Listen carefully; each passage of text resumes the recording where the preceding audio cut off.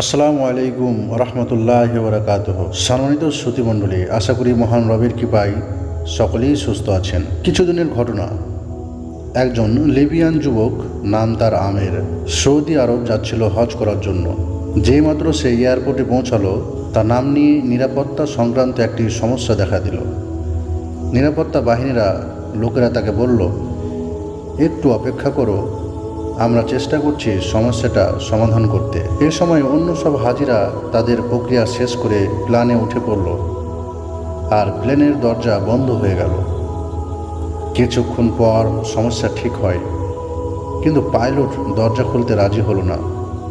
Plane চলতে শুরু করলো এবং আমেরকে ফেলে রেখে উড়ে গেল। অফিসার তাকে সান্ত্বনা দিয়ে বলল, মন খারাপ করো না, হয়তো এটা তোমার কপালে ছিল না। কিন্তু আমেরের ছিল অটল বিশ্বাস।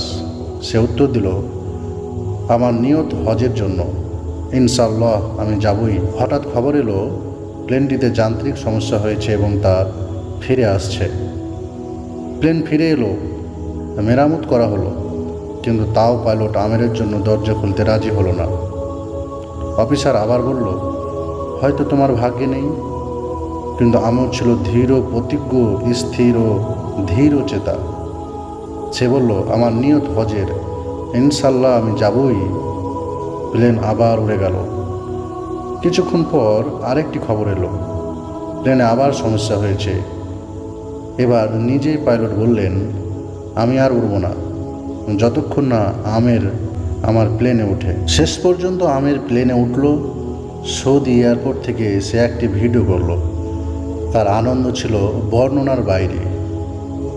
আল কাহার, এটি আল্লাহর সুন্দর নামসমূহের একটি। এর অর্থ, তিনি কারণগুলোকে পরাস্ত করেন। আপনার জন্য সব নিয়ম ভেঙে দিতে পারেন কেবল আপনাকে সন্তুষ্ট করার জন্য। তাই কিভাবে কখন এসব নিয়ে বেশি চিন্তা করো না। যতক্ষণ তোমার বিশ্বাস থাকে যে আল্লাহ সব কিছুর উপর ক্ষমতাবান, বিশ্বাস করো। তিনি পরিস্থিতি উল্টে দেবেন, তোমার পথ সহজ করে দেবেন, এমনকি অসম্ভবকে বাস্তবে রূপ দেবেন। শর্ত একটাই, নিয়ত হোক পবিত্র আর ঈমান হোক অটল। প্রিয় শ্রোতৃমণ্ডলী, আশা করি আপনাদের আজকের পর্বটি খুব ভালো লাগবে। আজকের পর্বে এতটুকুই। আসসালামু আলাইকুম ওয়া রাহমাতুল্লাহি ওয়া বারাকাতুহু।